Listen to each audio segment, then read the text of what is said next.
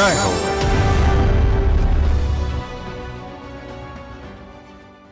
నమస్కారం. సామాన్యుల అసమాన విజయ గీతిగా ఈటీవీ జయహోకు స్వాగతం. కోనసీమ అయినా కన్నడ సీమ అయినా కొబ్బరి చెట్లు కల్పవృక్షమే. వృధాగా పారవేసే కొబ్బరి ఆకులను చూసి బెంగళూరు ప్రొఫెసర్కు ఆలోచన తలుక్కుమన్నది. పానీయం సేవించేందుకు అనువైన కొబ్బరి స్ట్రాను ఆవిష్కరించారు. అది ఇప్పుడు దేశ విదేశాలలో ఒక బ్రాండ్గా మారింది. బతుకుబండి నడుపుతూ చదువుల రథం అధిరోహిస్తోంది ఒడిషాలో ఓ బంగారు తల్లి.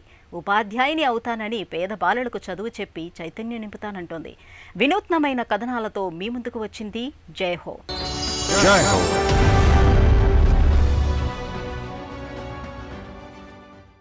కొబ్బరి చెట్లు ప్రకృతి అందాలకు ప్రతీక అనుకుంటాం, కానీ అది సామాన్యుడి జీవన పతాక.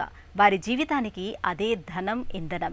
బెంగళూరులో ప్రొఫెసర్ వర్గీస్ కొబ్బరి ఆకులతో శీతల పానీయం సేవించే స్ట్రాలు తయారు చేశారు. ఓ స్వచ్ఛంద సంస్థను స్థాపించి సామాజిక వ్యాపారవేత్తగా మారారు. 3 దక్షిణాది రాష్ట్రాలలో కొబ్బరి స్ట్రా తయారీ కేంద్రాలు పెట్టి వర్గీస్ మహిళా సాధికారతకు తోడ్పడుతున్నారు.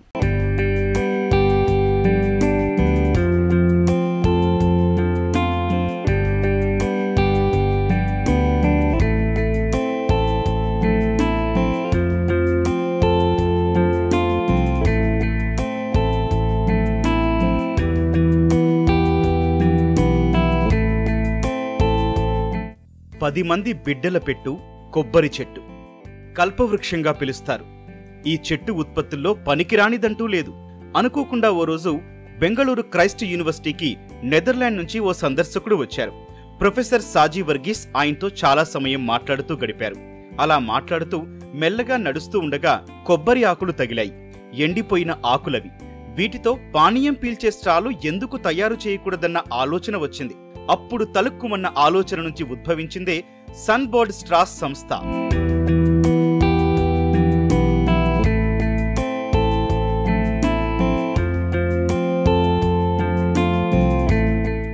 This is 3rd of October 2017. ఆ రోజు 2017 అక్టోబర్ 3. అంతకు ముందు రోజే నెదర్లాండ్స్ నుంచి పెద్ద ఆయన వచ్చారు. ఒక్కసారి వాడిపారేసే ప్లాస్టిక్ వస్తు వినియోగ అనర్థాలపై మాట్లాడుతున్నారు. అది పర్యావరణ సమస్య. అలాంటి ప్లాస్టిక్ సముద్ర జీవుల ఉనికిని దెబ్బతీస్తోంది. విశ్వవిద్యాలయ ప్రాంగణంలో నడుస్తుండగా కింద పడిన కొబ్బరి మట్ట, ఆ ఆకుల నుంచి ఒకే పొర కలిగిన స్ట్రాను తయారు చేశాను. మేము అలా ఏడాది పరిశోధించాం. తర్వాత అనేక పొరలతో స్ట్రాను అభివృద్ధి చేశాం. కోకోనట్ స్ట్రా ఆవిష్కరణ వెనుక కథ ఇదే. So that's the story behind this invention.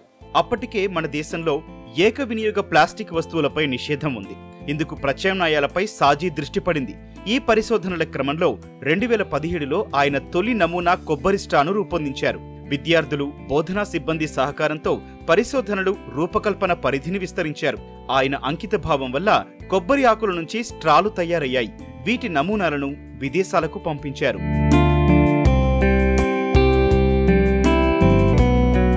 నాకు క్షేత్రస్థాయి ఆవిష్కారాలంటే చాలా ఇష్టం. ఈ క్రమంలో 2017లో పడిపోయిన కొబ్బరాకుల నుంచి పానీయ సేవనకు ఉపయోగపడే స్ట్రాలు తయారు చేయొచ్చని తెలుసుకున్నాను. తరువాత మా బృందం స్ట్రాల తయారీ సాంకేతికతను అభివృద్ధి చేయడం ప్రారంభించింది. స్ట్రాలు కేవలం సేద్య వ్యర్థాలైన కొబ్బరాకుల నుంచి తయారవుతాయి. తగలబెట్టే అలాంటి వ్యర్థాలతో మేము ఉపయోగపడే స్ట్రాల తయారీని ఆరంభించాం. గ్రామంలో సాంకేతికతను అందుబాటులో ఉంచాం. ఎంతో సమర్థమైన హబ్ అండ్ స్పోక్ బిజినెస్ నమూనాతో సన్బర్డ్ అంకుర వ్యవస్థాపన ఏర్పాటైంది. వ్యర్థాల సమస్య లేకుండా భరోసా ఇచ్చింది. తమిళనాడు గ్రామీణంలో ప్రీ ప్రొడక్షన్ యూనిట్లను నెలకొల్పారు. కేరళ, కర్ణాటక రాష్ట్రాల్లో కొబ్బరి తోటలు సమృద్ధిగా ఉన్నాయి. ఎండిన కొబ్బరి తీసేందుకు ఇక్కడ మహిళలు ఎంతో శ్రమిస్తుంటారు. కొబ్బరాకుల మధ్య పుల్లను జాగ్రత్తగా వేరు చేస్తారు. చువ్వల దగ్గర ఆధునిక యంత్రాలు ఆకులను జాగ్రత్తగా శుభ్రం చేస్తాయి. తర్వాత సరిపడా వెడల్పుతో ముక్కలుగా తయారు చేస్తాయి.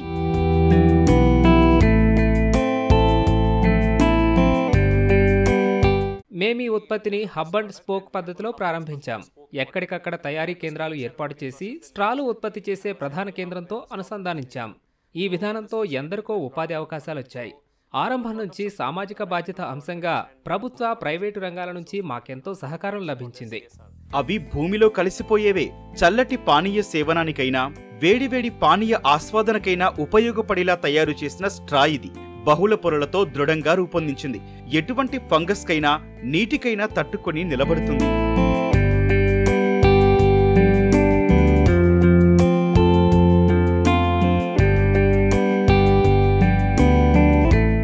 మా దగ్గర 2 రకాల స్ట్రాలున్నాయి.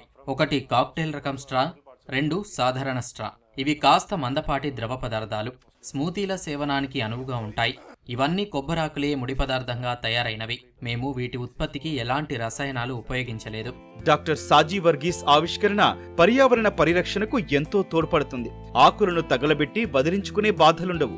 వాడి పారేసే ప్లాస్టిక్ ఉత్పత్తుల అవసరమూ ఉండదు. పెద్ద స్థాయిలో ఆదాయం సమకూరుస్తుంది.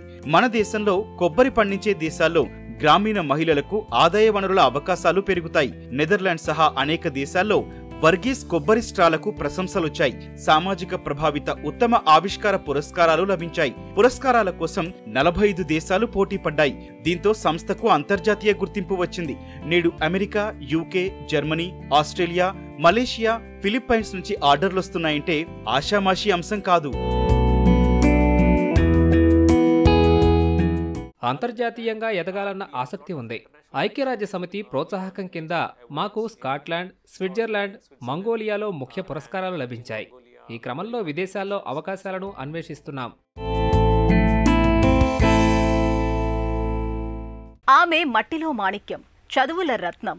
ఒడిషాలోని కేంద్రపారాలో నివసిస్తున్న నాజియా ఫిర్దోష్కు ఒకే ఒక ఆశయం ఉంది. బాగా చదువుకొని ఉపాధ్యాయునిగా మారి విద్యాగంధం లేని బాలలకు చదువు చెప్తానంటుంది.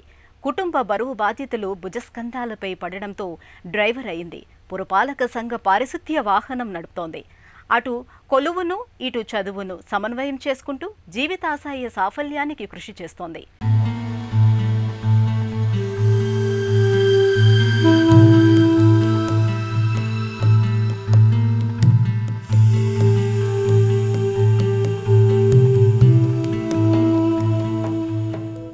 ఈ చదువుల తల్లి పేరు నాజియా ఫిర్దోష్. ఊరు ఒడిషాలోని కేంద్రపార. తండ్రి వెళ్లిపోవడంతో కుటుంబ జీవన రథసారథి అయింది. పురపాలక సంఘం చెత్త సేకరణ ట్రాక్టర్ నడుపుతూ నెలకు 9,000 రూపాయలు సంపాదిస్తోంది. మరోవైపు చదువు కొనసాగిస్తోంది. డిగ్రీ పూర్తయిన తర్వాత ఉపాధ్యాయురాలు కావాలని ఆకాంక్షిస్తోంది.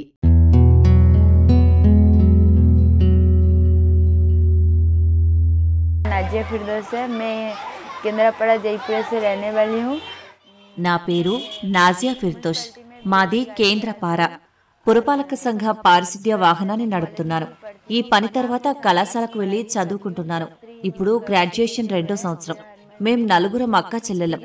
అమ్మ మేమే. మాకింకెవరూ లేరు. నాన్న మమ్మల్ని విడిచిపెట్టి వెళ్లిపోయాడు.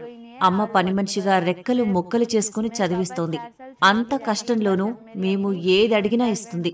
పేదరికం వల్ల తను చదువుకోలేదు, కానీ నా ద్వారా తన కలను నెరవేర్చుకోవాలని అనుకుంటుంది. अम्मी घर में बहुत गरीब थे तो उनको पढ़ा नहीं पाए, तो मेरी अम्मी सपना मेरा पूरा कर रही है कि मेरी बेटी एक टीचर बने.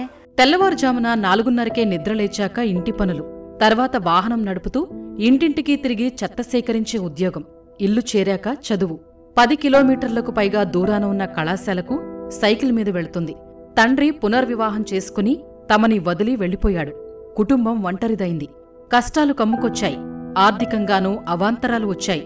ఇలాంటి కష్టకాలంలో పెద్ద కుమార్తె నాజియా దృఢ సంకల్పంతో అండగా నిలిచింది. కుటుంబానికి పెద్ద దిక్కయింది.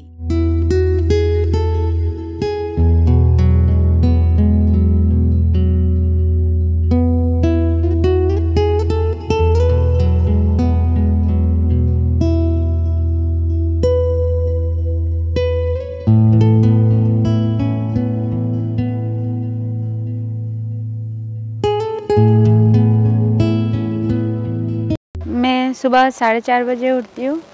తెల్లవారుజామునే 4:30కు నిద్రలేస్తాను.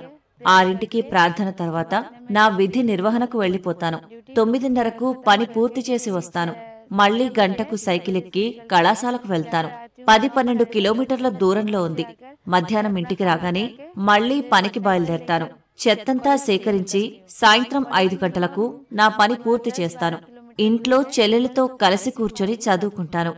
घर में भी पढ़ाई करती हूँ. शाम में बैठकर बहन सबको मिलकर पढ़ने बैठते हैं. ఉపాధ్యాయురాలు కావాలని ఎప్పటినుంచో అనుకుంటోంది. నానాటికి ఆ కోరిక మరింత బలపడుతోంది. చదువు చెబుతూ తనకు దిశానిర్దేశం చేసిన ఉపాధ్యాయులు ప్రగాఢ ముద్ర వేశారు. వారిచ్చిన ప్రేరణతో టీచర్ కావాలన్న ఆకాంక్ష మరింతగా బలపడింది. ఆర్థికంగా ఆశాజనకంగా లేకపోయినా సాహసంతో ముందడుగు వేసింది. పట్టుదల, అంకితభావంతో చదువుకుంటూ చుట్టూ ఉన్న సమాజానికి స్ఫూర్తినిస్తోంది.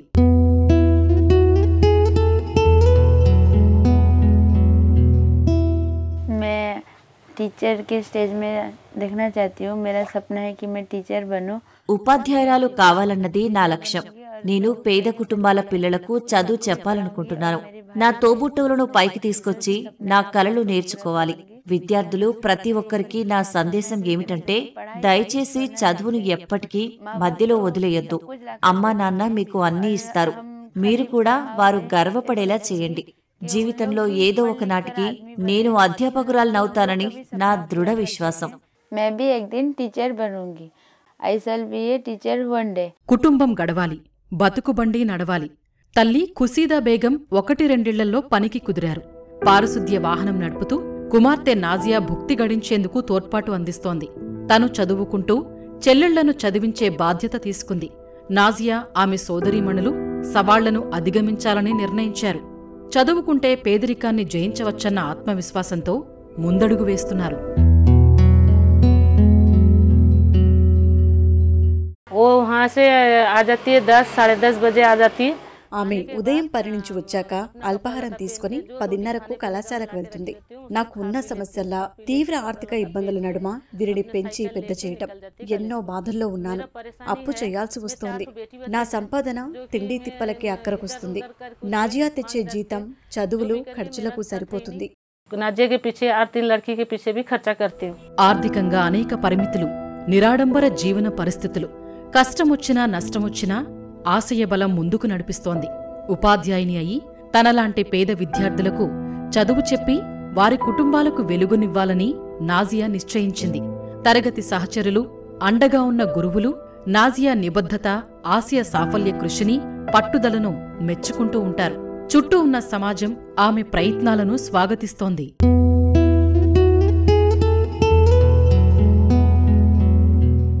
मेरी अम्मी हमेशा मुझे बोलती है कि बेटी पढ़ आगे बढ़. బాగా చదువుకొని జీవితంలో పైకి రావాలని మా అమ్మ ఎప్పుడూ చెబుతుంటుంది. ఆమె నాకెంతో అండగా నిలిచింది. పెళ్లి కోసం ఒత్తిడి చేయలేదు. నీకు 4 ఆడపిల్లలు, వాళ్ల పెళ్లిళ్లు ఎలా చేస్తావని అందరూ అడుగుతుంటారు. మేము పెరిగి పెద్దయ్యి స్వతంత్రులయ్యేదాకా వివాహాలు చేయనంటూ వాళ్ల నోళ్లు మూయిస్తుంది. మేము తనలా అష్టకష్టాలు పడకూడదన్నదే ఆమె తపన. నా సందేశం ఏమిటంటే, సాధికారత సిద్ధించాక, అంటే మీకు మంచి ఉద్యోగం వచ్చాకే పెళ్లి ఆలోచన చేయండి.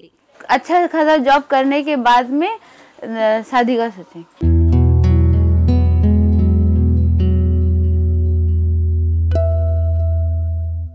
పనికిరావని పారవేసే కొబ్బరాకులతో పానీయం తాగే స్ట్రాలు తయారు చేస్తున్నారు బెంగళూరు ప్రొఫెసర్ వర్గీస్. తద్వారా మహిళా సాధికారతకు మార్గం చూపారు. పేదరికం ఉరిమినా, సమస్యలు తరుముతున్నా సంకల్పం, ఆత్మవిశ్వాసం ఉంటే చాలు ఆశయ సాఫల్య కృషి అసాధ్యమేమీ కాదని చాటుతుంది ఒడిషా అమ్మాయి నాజియా ఫిర్తోష్. మరిన్ని కథనాలతో వచ్చే వారం జైహోలో మళ్లీ కలుద్దాం. నమస్కారం.